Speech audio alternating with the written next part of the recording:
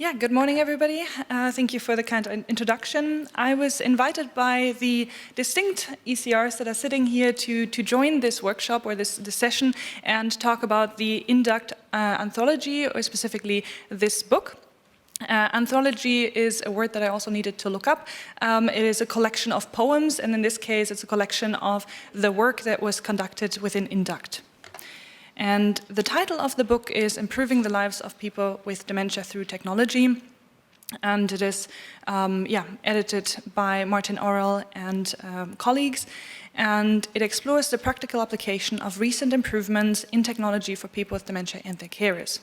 More specifically, it highlights the positive outcomes on care, quality of life, and services on patients through the explorations of these 15 INDUCT projects.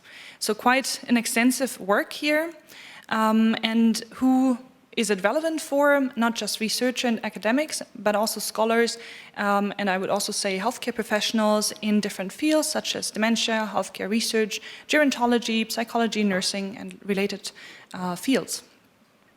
And obviously in the given time, I can't go into too much detail, but I still wanted to give you an overview of what to expect in such a book. It is a first introduction, and then similar to Simone's overview, it has different parts. So it's about usability, effectiveness, and implementation. And the 15 doctoral candidates were invited to contribute with one chapter each. Additionally, we have chapter 2, which presents the training network. So how were the ECRs trained, and what were the experiences of ECRs in the training as well. Additionally, and I think this is also a highlight of the book, is the perspectives on public involvement activities, which was led by Ana Diaz-Ponce from the Alzheimer Europe, but also Chris Roberts collaborated on this chapter, so I really want to highlight this chapter. In the second part on usability, that's where my chapter is part of it. We talk about digital diaries to support everyday life, and Sophie Gaver has a chapter on social participation and everyday technology use. In part 3, we have quite some contributions from Sarah Walcock, also from Sweden, on information and communication technology, both in the UK and in Sweden. Thinkability app for cognitive stimulation by Harleen Kaur. Participatory visual arts activities, and Alini presented her review in this chapter. Exergaming in care homes, so an evaluation and implementation of biking in care homes digitally, essentially, by Yuka. Find My Apps, the development and evaluation, and we will hear more about Find My Apps later as well, because that project continued in Distinct. And then in a summary chapter on internet-based interventions for family carers by Anne-Margrethe Pott. And finally, we have the implementation chapter, where Hannah Christie presented implementation of eHealth for carers and her lessons learned that she has drawn through her 4-year PhD project, Gradior software, which is a cognitive activation program and was developed and tested in Spain by Angie, and the implementation and usefulness of this program. Then Kate Shields from Prague looked at electronic patient records in care homes. We have a chapter on palliative healthcare technology in nursing homes from Rose Miranda. And finally, technology for advanced care planning by Annelien van der Weindring, who was at Brussels University. And again, a final chapter on best practice guideline. I won't go into detail about this one as it already was highlighted. So I will invite you, the book is here after the presentation. Please come up, take a look at it. You can buy it online as well for your university, for you to read at home. And currently there's a discount as well, so that might be interesting. Good timing, just a little advertising here. So thank you so much for your attention.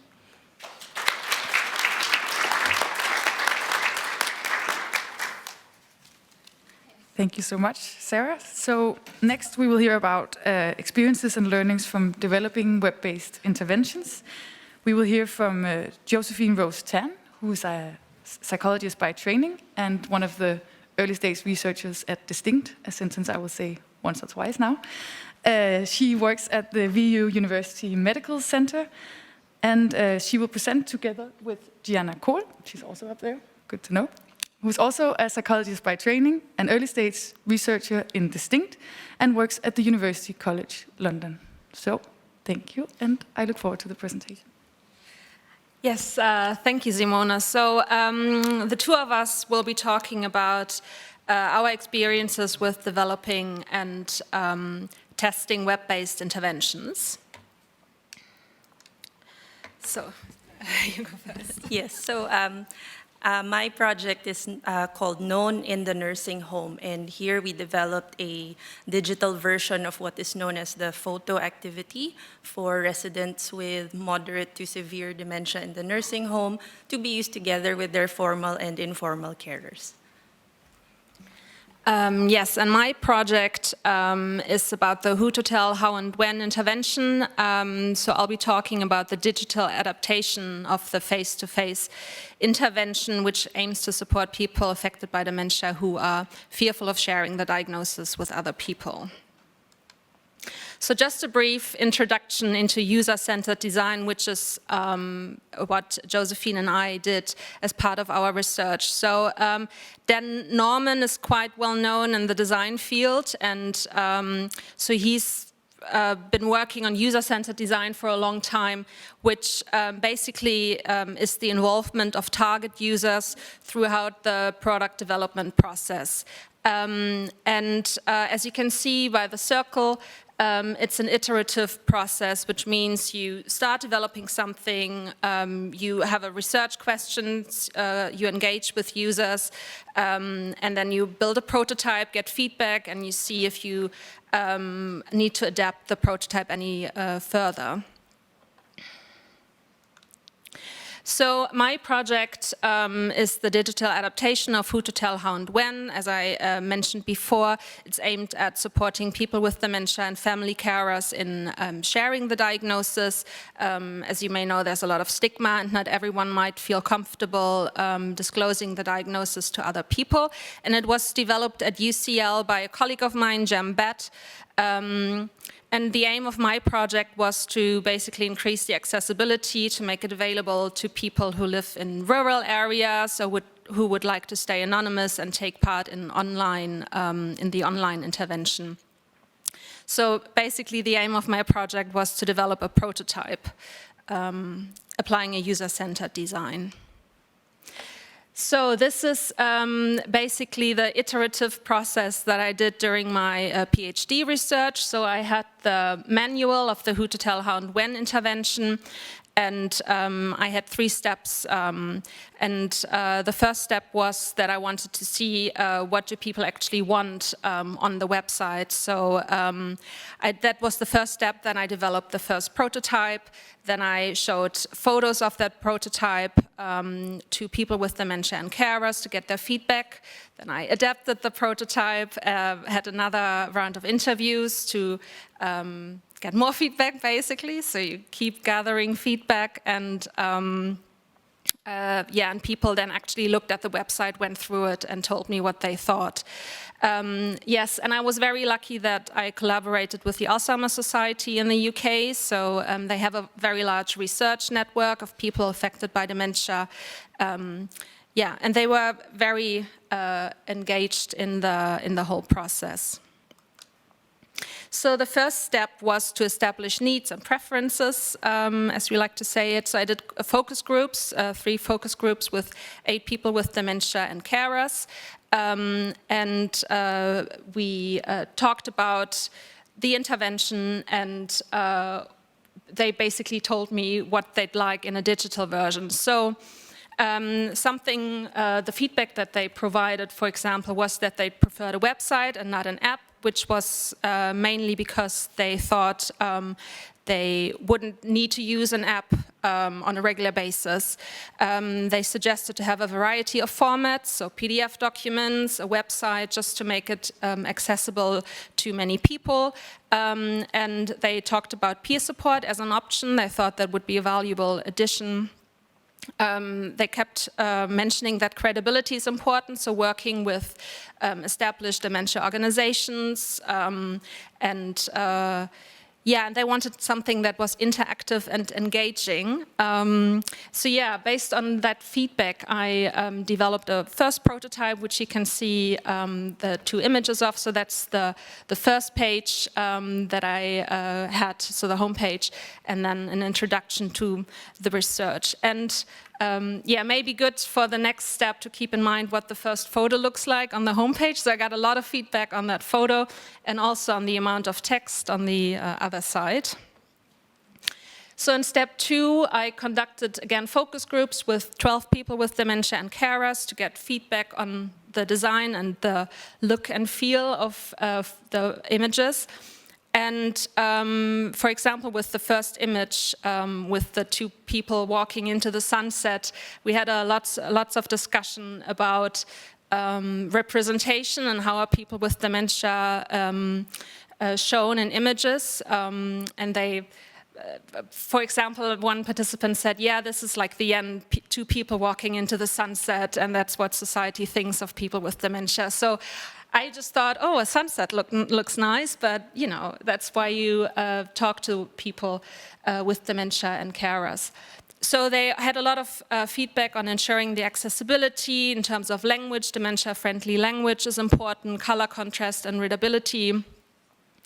And that we should think about the implementation early. So they thought this was an important intervention, and yeah, just wanted to remind me of that. And then, yeah, like I said, the images and how it is people with dementia are portrayed. And then in the last step, I did think aloud interviews with 1 person with dementia and 1 carer. Unfortunately, not many more people because of time restraints. But on the image you can see on this side is basically the version I discussed in the interviews. So the changes I made based on the feedback I got resulted in, so this is the homepage basically.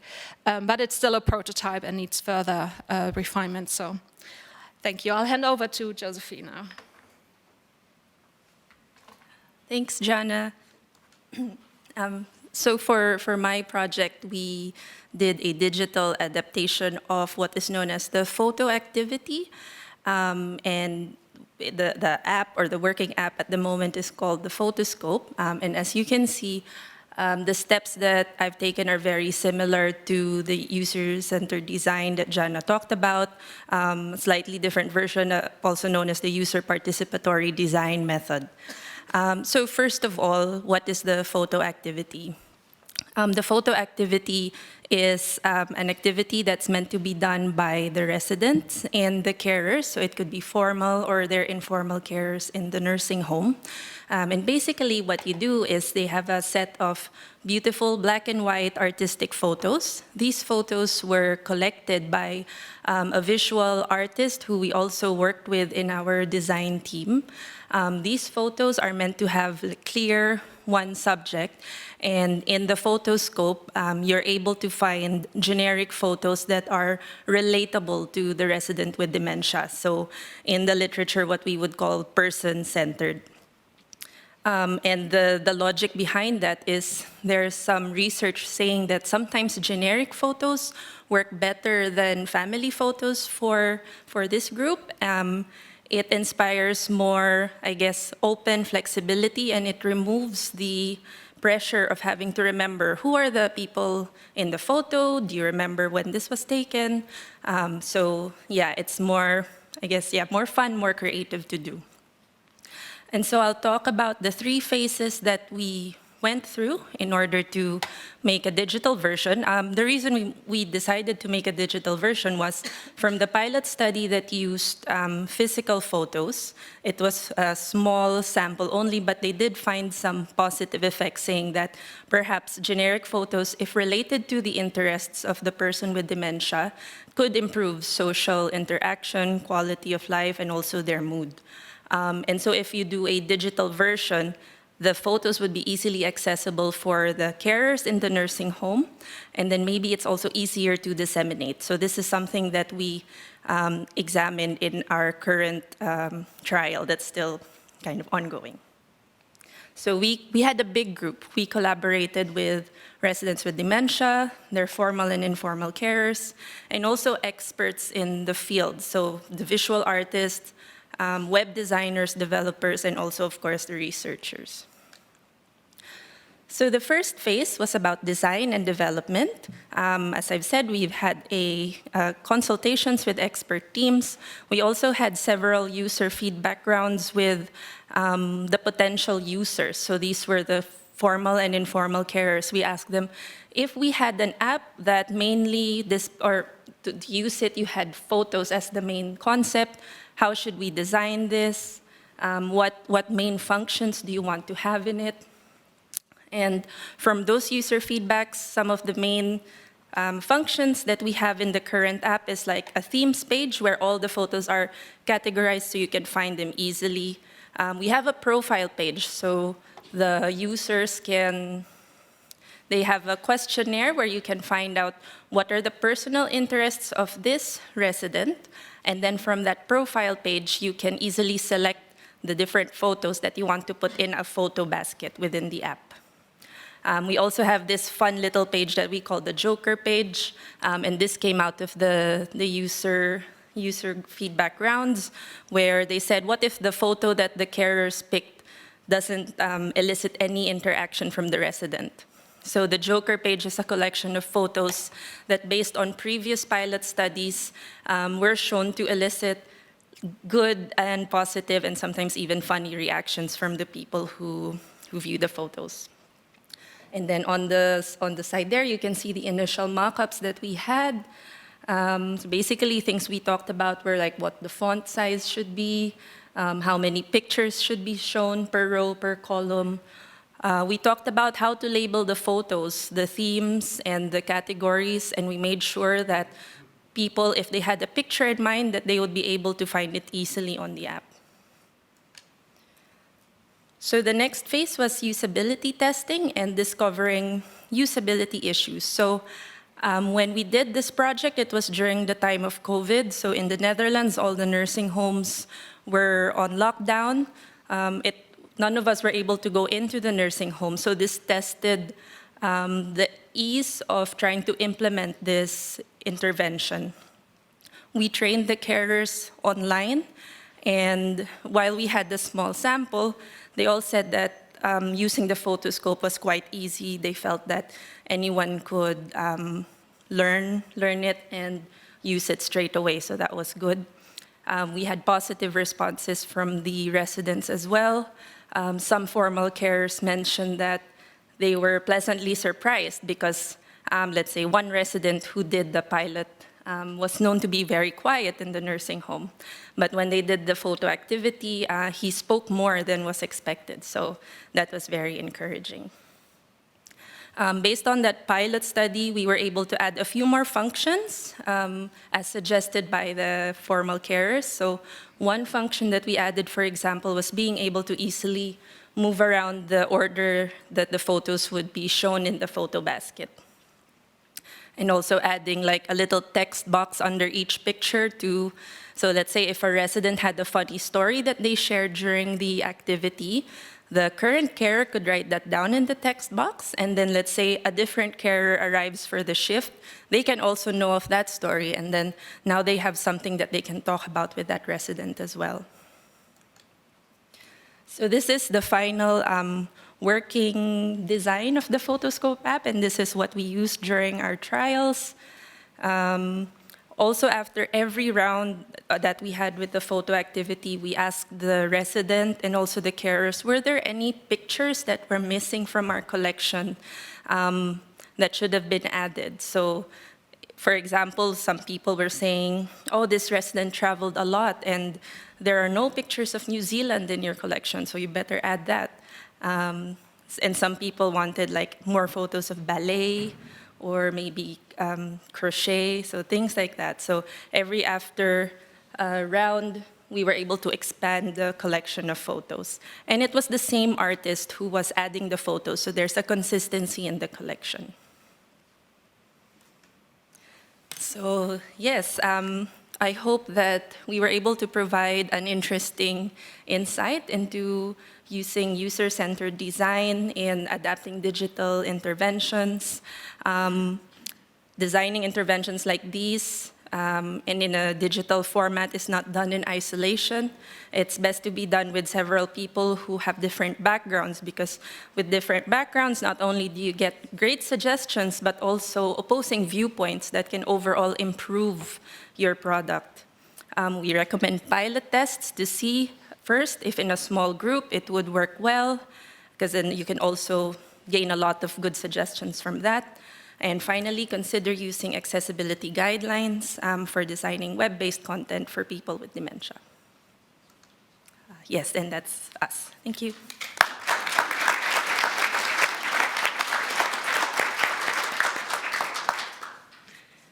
Thank you very much. I will now give the word to the two next speakers, which will be Golnaz, Atefi, and Pascale Heins. And Pascale is an occupational therapist by training, an early-stage researcher at Maastricht University, as well as the Alzheimer Centrum Limburg. Golnaz Atefi is a psychologist, also an early-stage researcher, and she is at the Maastricht University and the Alzheimer Centrum Limburg as well. So I will give the word to you. Thank you for the introduction, Simone. Hello, everybody. I'm Golnaz Atefi. I think we can't hear you. You can put it up if you need to. Okay. Yeah. So today we are going to present two feasibility trials that we conducted in Maastricht University together with my colleague Pascale Heins. So we conducted feasibility studies basically because we're hoping to support future RCTs to be even more effective and efficient.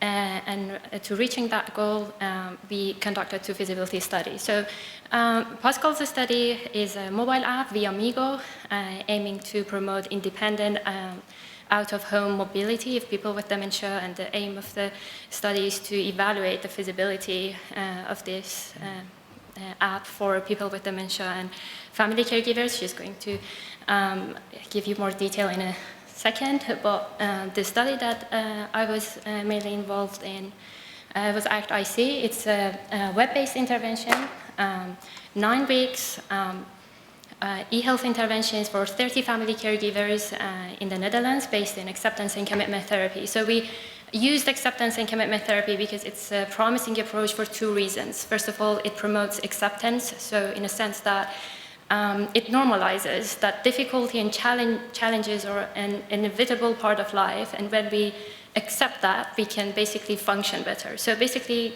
it's acceptance and a behavioral activation. For the acceptance part, we delivered this self-help interventions, 9 modules, promoting acceptance and different components of acceptance and commitment therapy, psychological flexibility.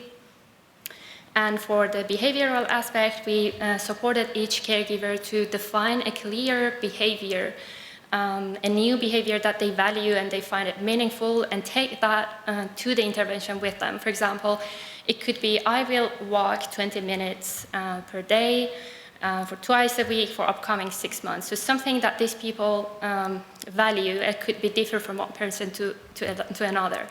Well, although it could be informative to be exposed to all this new skill training program and new behavior, it could be also time-consuming and frustrating sometimes. So that is why we added a motivational coach to the program, and the function of the motivational coach wasn't meant to be therapeutic, but mainly encouraging and support family caregivers to stay engaged with the self-help program. So this is a result of the quantitative and qualitative data. We asked each family caregiver how they experienced each element of the intervention. And we managed to recruit 30 family caregivers, and the intervention was experienced positively. We had 83% of adherence rate, which is a pretty high adherence rate for an intervention of this kind, e-health. Although it was sometimes difficult for family caregivers, especially older family caregivers, to implement the new skill and new mindset immediately in a stressful context of dementia caregiving that might sometimes comes with the task. At the end of the day, acceptance and commitment therapy supported family caregivers to be more at ease and at peace with the role of family caregiving, but also as an independent person. So I will present the efficacy result in a session immediately after this one. But for now, Pascale will tell us. Pascale will tell us more about her interesting study and the lesson learned out of both feasibility trials. Pascale. Thank you. Yes, I want to talk more about the feasibility study that I did in my project. It's a GPS or GIS-based mobile application called Viamigo. While there are a lot of GPS applications already used in practice, we don't know a lot about how they actually fit the needs and wishes of people with dementia. So that's why we took an existing one, the Viamigo, which was developed in a university in Hasselt in Belgium, and tested its feasibility for people with dementia and the informal caregivers. So what did we do?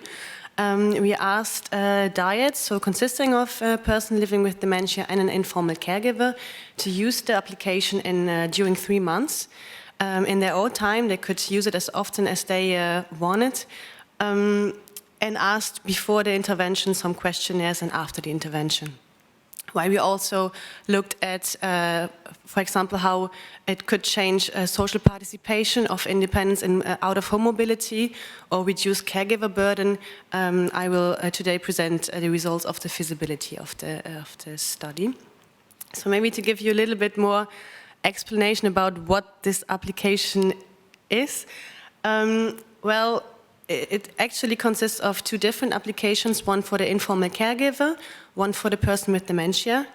And with the application, the informal caregiver can follow the route of the person with dementia to see if the person gets safe somewhere.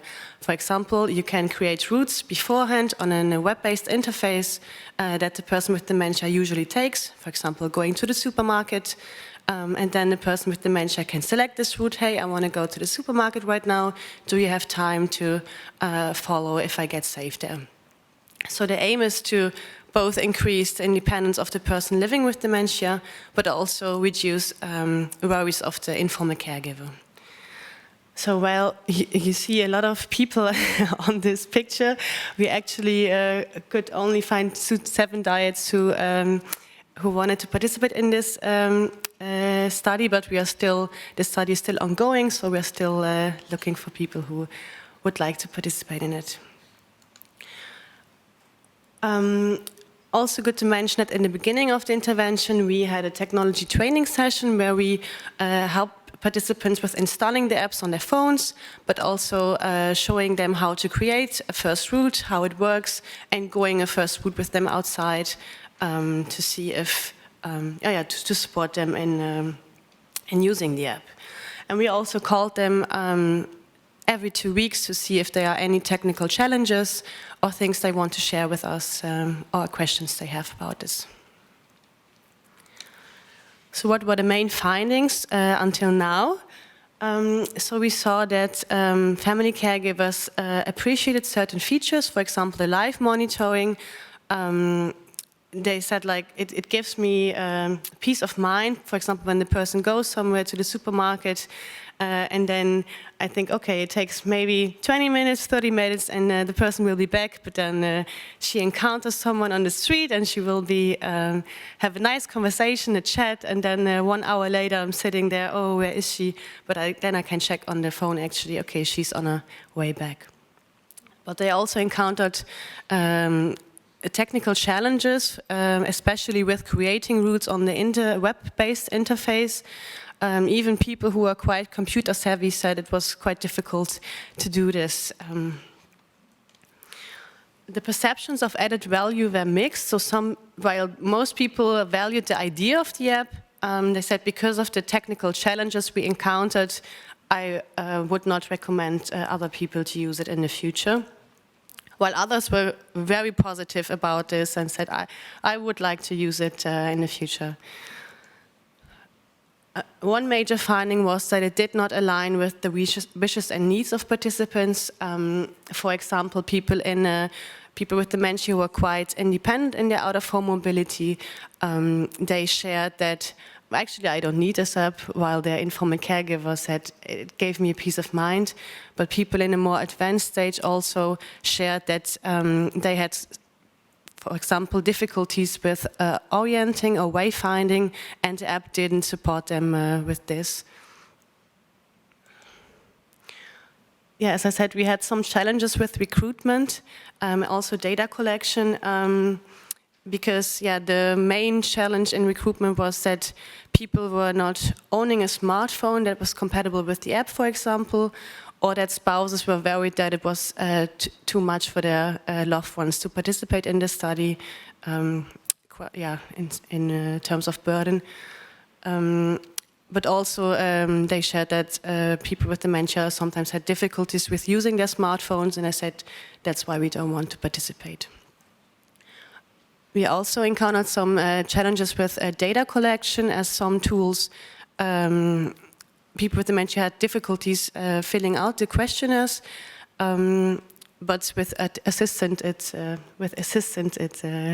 worked actually. So what are these lessons learned from these both trials that Golnaz and I did? Well, we learned that technology-related trials may need a prolonged recruitment periods, and you should take this into account when planning such a trial. It is essential to tailor technology to the needs of people with dementia and their informal caregivers. The ideal way to do this is, of course, to include them from the beginning on in the development of these technologies. Also, as we heard from Gianna and Josephine. And also that setting smart goals, for example, in the intervention of Golnaz, that is one promising approach to personalizing technology to the needs of people, of informal caregivers, for example. And it's also very important to implement technical support in these kind of studies so that people don't feel alone with the tech. Thank you so much.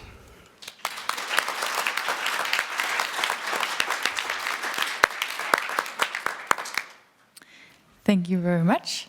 And then for our final presentation, we have David Neal and Beliz Budak. David is a medical doctor and an early stage researcher at the VU University Medical Center in Amsterdam.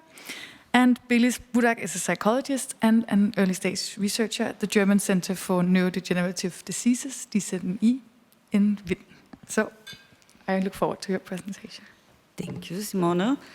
Hi, everyone. Thank you for coming to our session today. And David and I are going to talk about, oh, I didn't push it, sorry.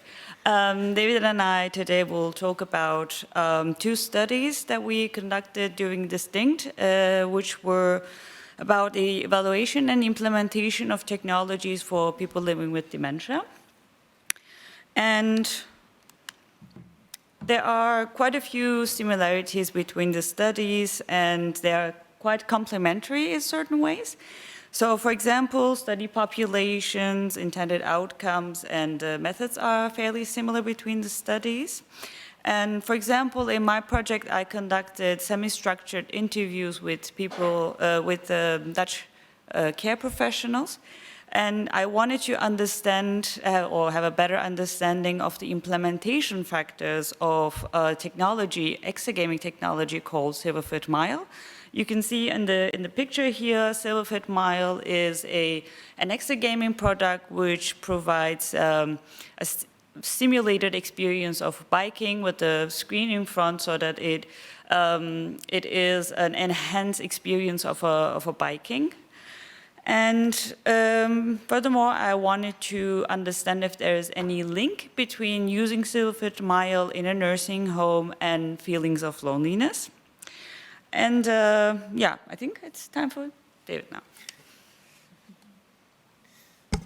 Yeah, thank you.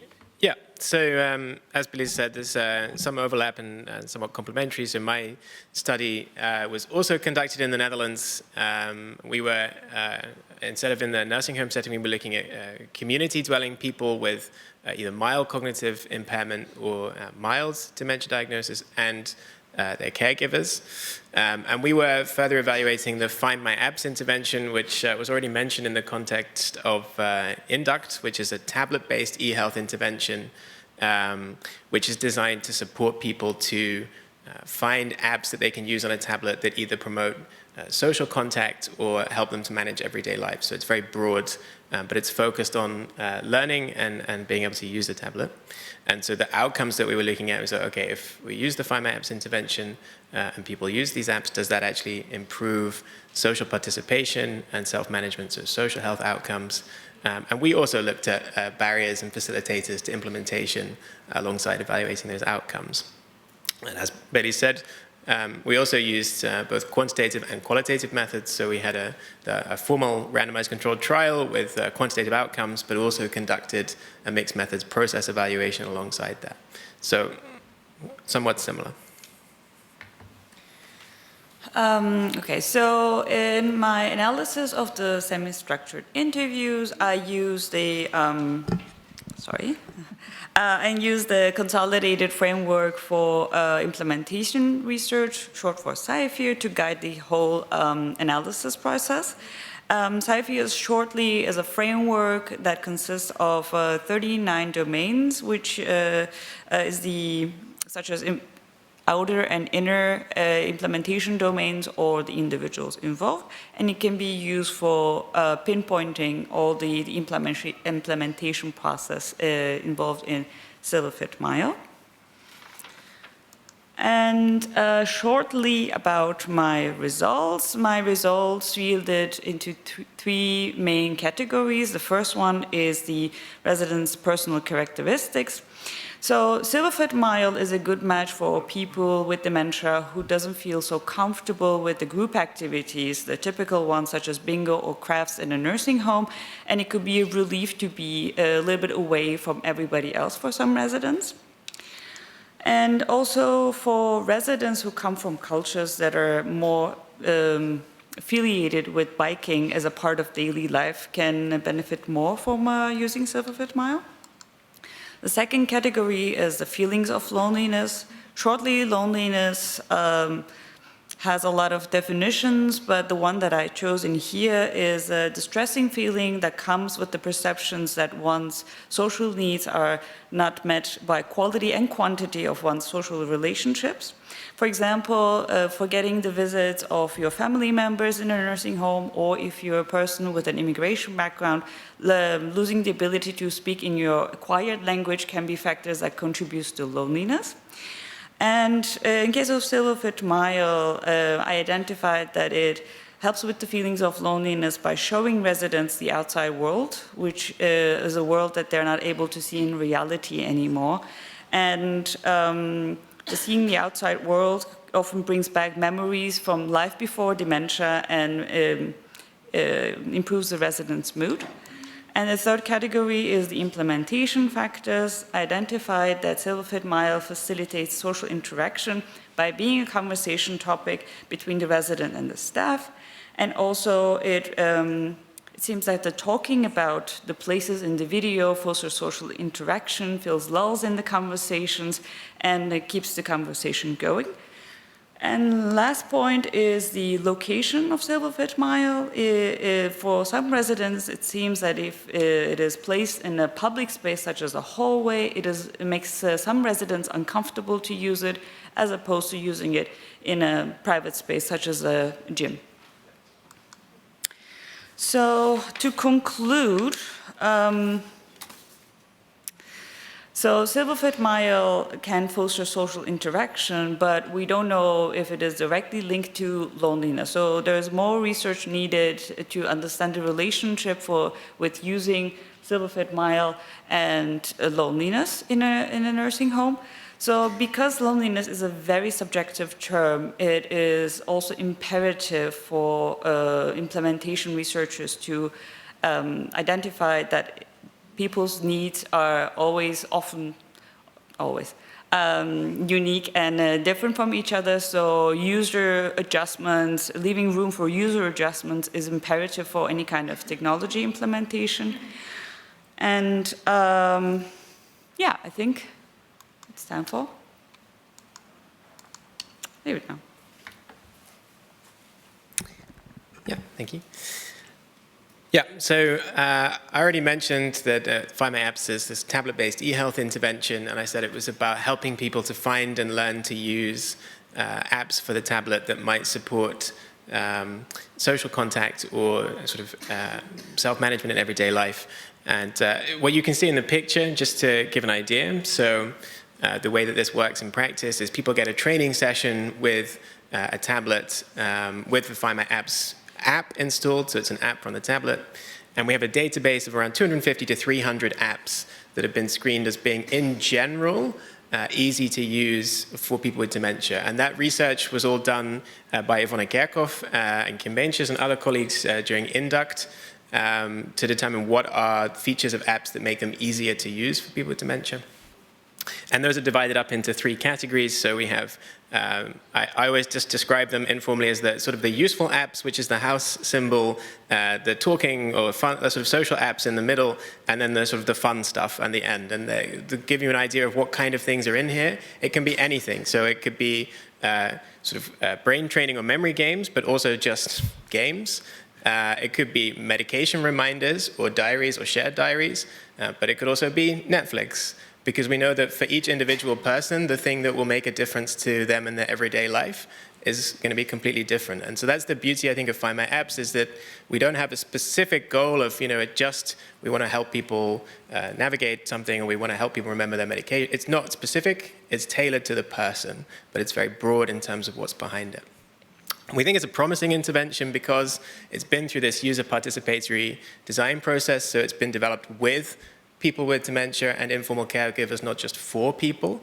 And in INDUCT, studies showed that it was feasible to implement and positively experienced by both people living with dementia and by their caregivers.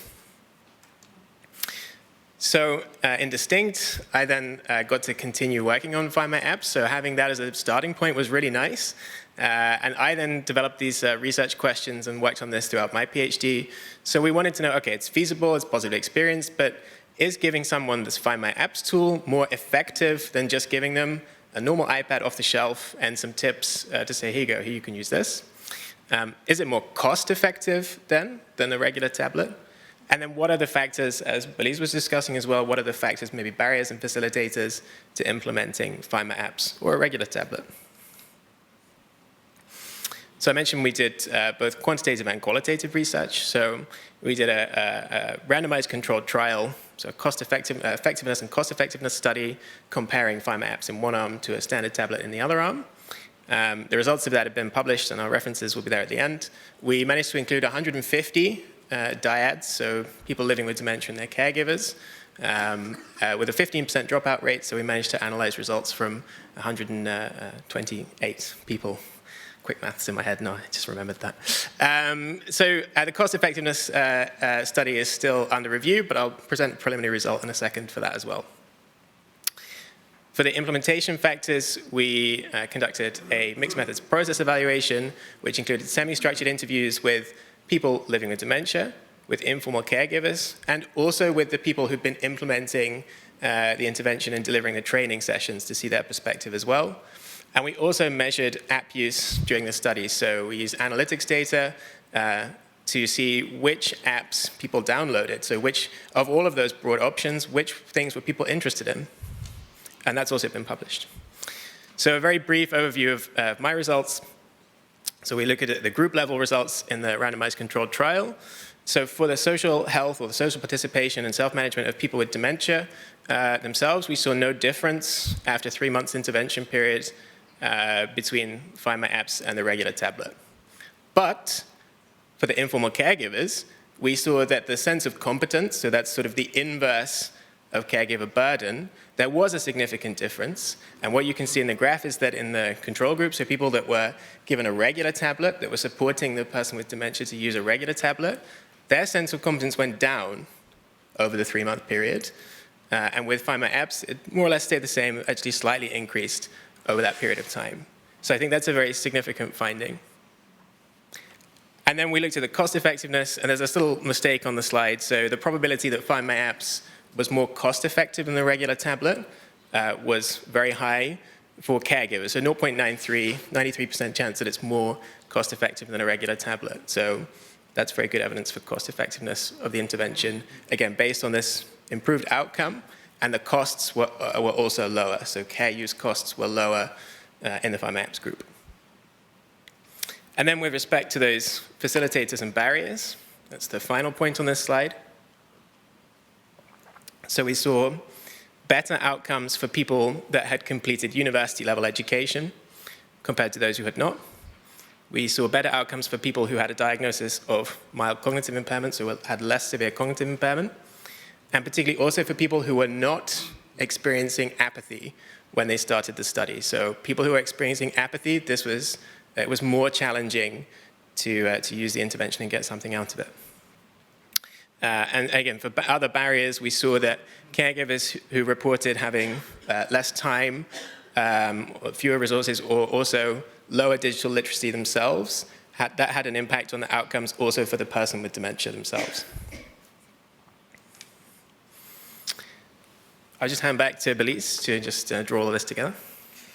Yeah, so thank you. So both of our studies, as we have explained so far, had a lot in common. Both overlap in certain domains, such as purpose of technology, the factors related to implementation, and partly the participants.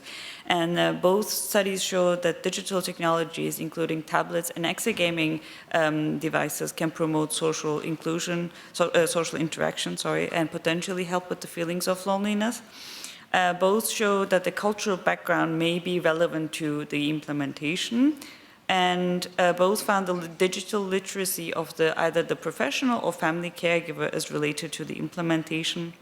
Apathy was only found associated with the negative outcomes in Find My Apps, and severe cognitive impairment was a hindering factor for Find My Apps study, but a facilitating factor for Silver Fit Mile.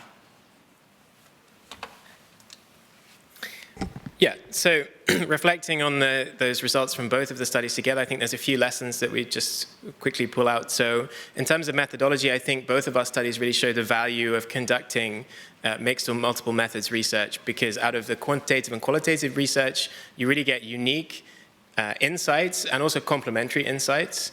And I think that really reflects the balance in technology development, feasibility testing, and evaluation implementation between wanting to provide personalized and tailored experiences and understanding how it interacts with the person through the qualitative research versus the idea that technology should be these scalable and efficient solutions, which we try and look at with the quantitative research. And in terms of the focus for researchers and for academia, I think it also highlights the difference between Find My Apps, which was very much developed in an academic context, sort of in-house, versus Silverfit, which is developed by a commercial company. And I think we see the different sort of, by the time you get to this stage, we're looking at implementation evaluation, you can see the different pros and cons of those approaches. So with Find My Apps, we had full control over the design process, over including people living with dementia and the caregivers in the process and bringing in theory about how it should work. And we were able to very thoroughly test the effectiveness before getting the intervention into practice. Whereas we also see that there are advantages of working with Silverfit, a commercial company, on a product that's already in the market, that's already being used and sold into nursing homes, because the implementation research you're doing is immediately relevant and valuable, that the company can take things out of that and immediately implement that.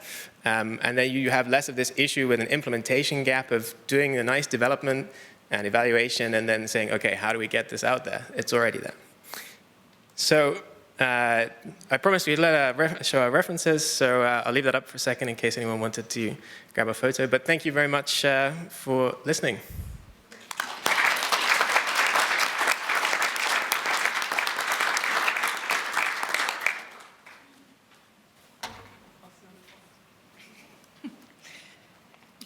Thank you so much to all of you.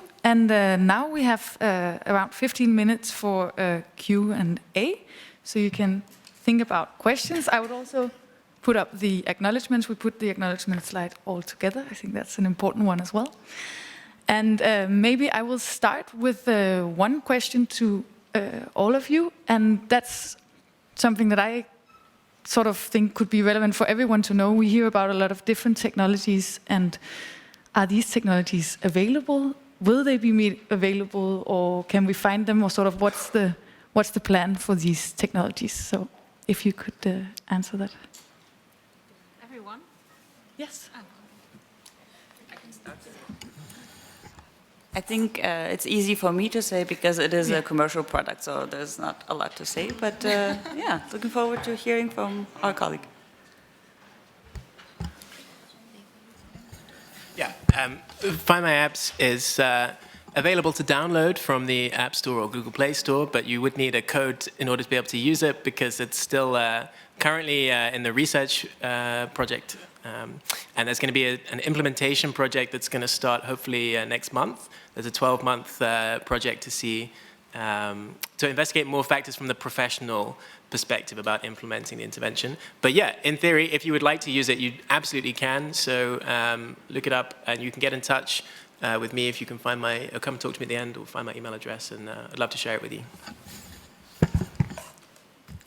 So in my case, it's not available yet. It's just a prototype. We're thinking about next steps because people were, quite engaged with it and had positive feedback. So there's more questions we have and more research we need to do basically to get it going, but and money, of course. But we're working on it basically.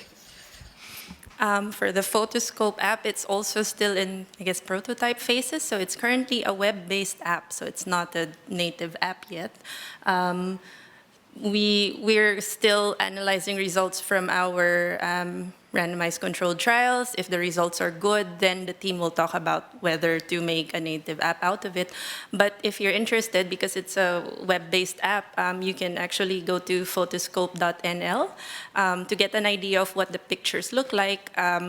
You only won't be able to make a profile page because at the moment that's close to just the study participants. And is that Photoscope with an F or with a PH? Oh, yes, with an F. Sorry, okay. Yeah, Dutch spelling, yeah. Yes, it's the same for the Viamigo. It's still a pilot phase. It has been tested also in people with intellectual disabilities. And people can also visit the website viamigo.be to fill in a questionnaire if they want to test it for some while, but it's not commercially available. Thanks. For the ACT-IC study, we used a web-based program called Mbloom. You can find it in mbloom.nl.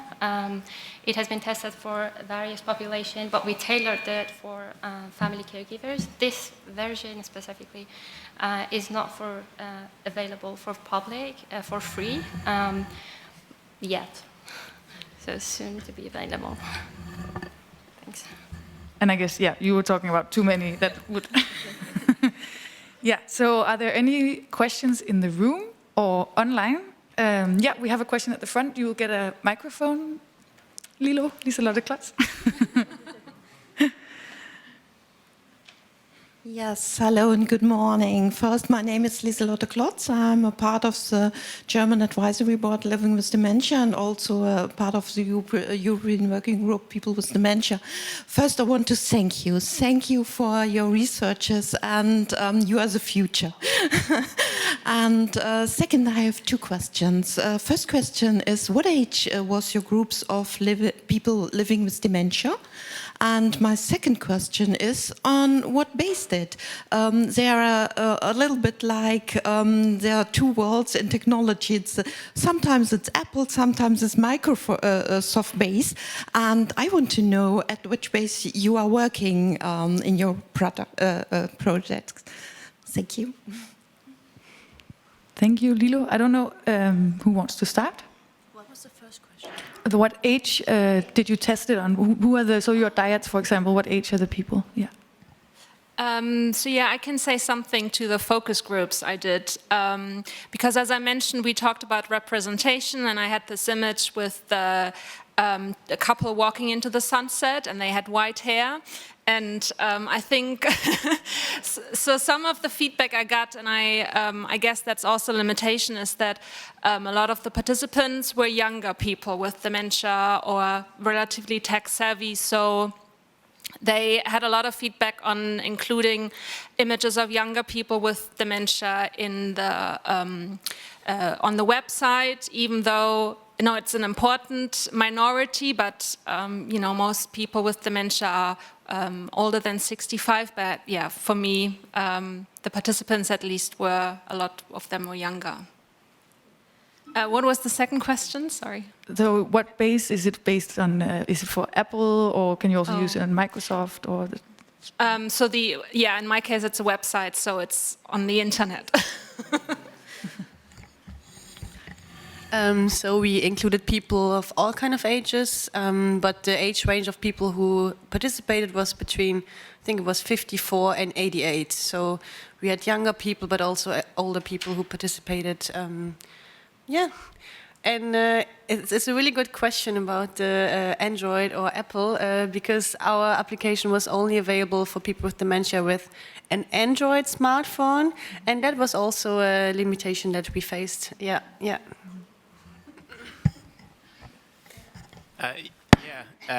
It costs twice as much to make apps for Apple and Android, but that's what we did because when we were doing a pilot study, we turned out that most of the people that had their own tablet had an iPad, an Apple iPad.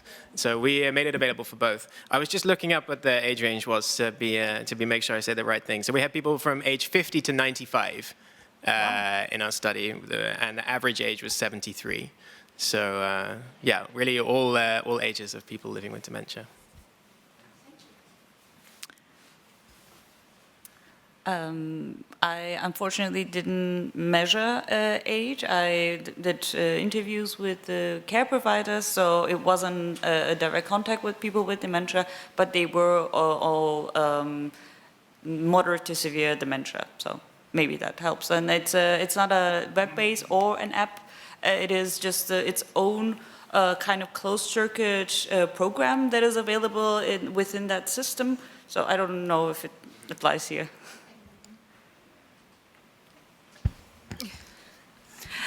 For us, it was, because it was in the nursing home, I don't know if it's accurate, but the way I remember, I think from 80s to 90s, that was the age. And currently, it's still web-based, so Microsoft. But I think the plan is, if it's successful, we'll also try and make it available for both Android and Apple. Yeah. And mine is, the mean age is 62 years with a standard deviation of 13 years. And it's also available, so it's web-based, still not a mobile app, so it's available through any device. Yeah. Thank you. Yeah. Yes, maybe I can ask the question back. Yeah, so I have heard that Apple is more user-friendly, but I don't actually know I don't know if you have experienced what the majority actually uses. Or maybe you can just speak for yourself, yeah.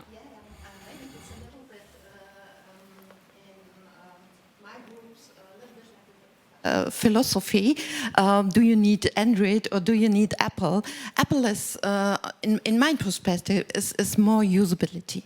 More usability, and it's nicer. So I use both worlds because I work in IT sector before I get dementia 2017, and I was a CEO of an IT company, and so I have both worlds. And for me, it's just really important to know which technology is based of your project, because I would use it, I would like to use it, and I think we have a time after now, and then we have more digital persons than now. The groups of people with dementia is now it's more older, and when we go to 10 years maybe, we have a lot of people, young onset dementia, like statistics says, and so we have looked to the future when we do searching like you, and I'm so proud and I'm so excited of your searches, so I'm happy to be here today. Thank you. Thank you. Thank you very much, Lilo, for coming. Do we have any other questions? I see one here, and then afterwards we have one here. Oh, you have to... Oh, okay. Sorry. One question regarding, I'm Anthony, I'm from Malta. It's very interesting to see all these projects. Regarding ethics and ethical issues, did you identify any of these, and what did you do regarding autonomy, for example, or confidentiality of photos? Thank you. That's also a really good question. Thank you very much. Yeah, I also looked at some ethical aspects because, having someone tracking you all the time is, of course, a very ethical issue. So we asked people with dementia actually what they think about this, if they mind that their informal caregivers were monitoring them, and all participants said that they didn't mind, but I have to say that I think it was 2 or 3 people declined participation because they didn't want to have this. So a little bit of both.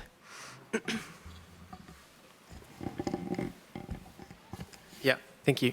Yeah, one of the things that we noticed with the apps that people were using, or reasons that people did or didn't use apps, was because of concerns about data privacy when using apps. And that actually prompted us to do a little bit of research into the privacy information that is associated with apps, because in the Apple Store or in the Google Store, they all have to have some information about how data is collected, shared, and processed. But what we found was, so we did a piece of research and published that with Sophie Garber from INDUCT and Phil Jodrell. We looked at the UK, Sweden, and the Netherlands. Almost all of the apps have privacy or data sharing information, but in the Netherlands and Sweden, about half of apps only have that information available in English. So in those countries, it's not available in Dutch, it's not available in Swedish. So unless you speak also the really legalese, technical English language, then you don't know.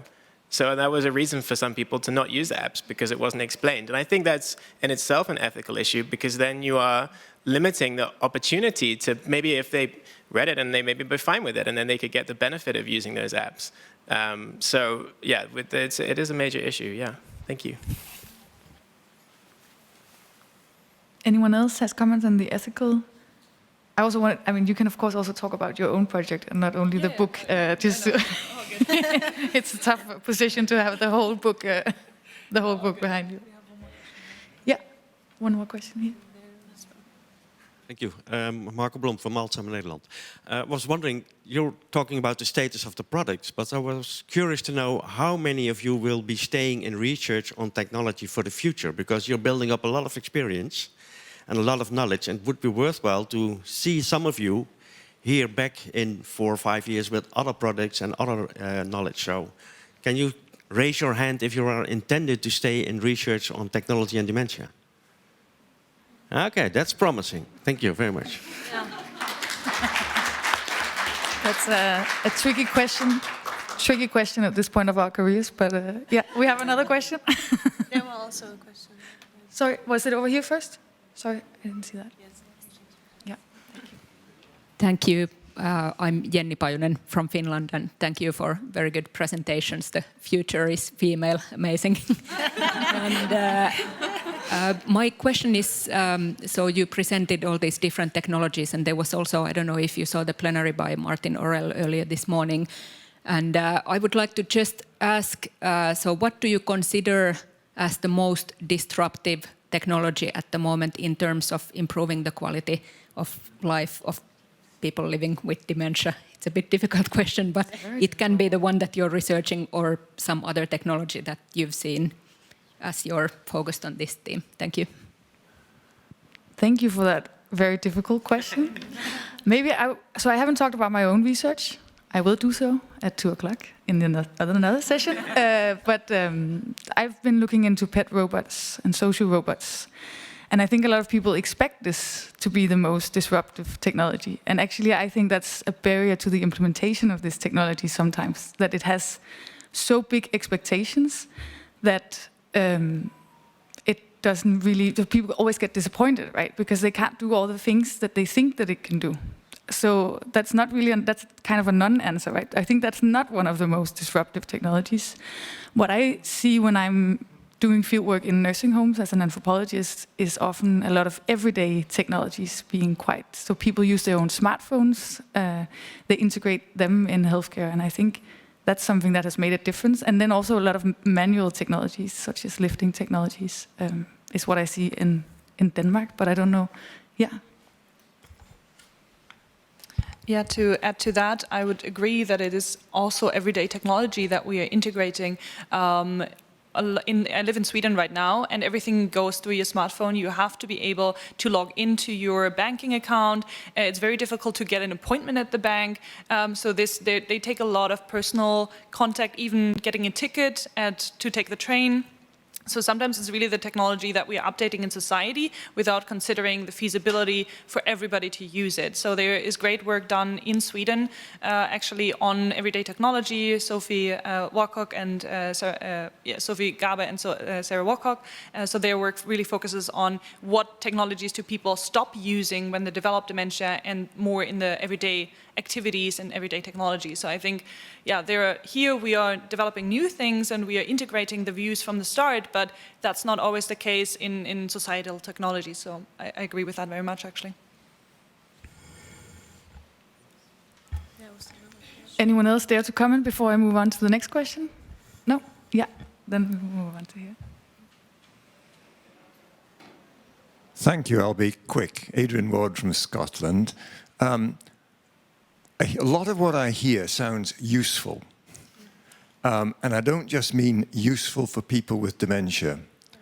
And I tend to personalize, maybe it's useful for me. I live on my own, my daughter's on the other side of the country.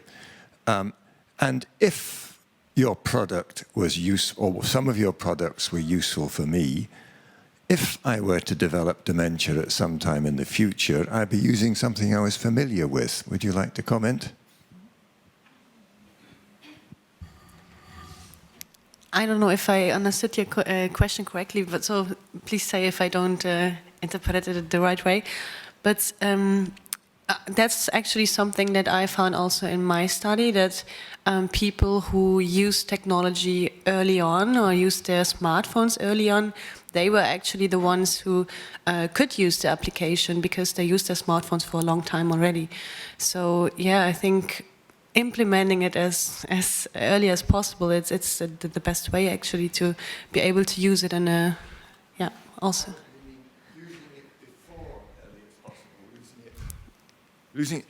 Using it before you come within that boundary. I am a person with dementia, yeah, which differentiates you. Yeah. Just promoting it for people who might find it useful. Yes, and definitely. a percentage of them will then sort of graduate, you could say, using something they're familiar with, and the relative or caregiver as well. Yes, I totally agree with that, yeah. All right. I think we are running out of time now, but thank you so much all for being here, and thanks to the EU for funding the project. Thanks to all the other early stage researchers, research participants, co-researchers. Thanks to everyone. Thanks to you for being here. And, yeah.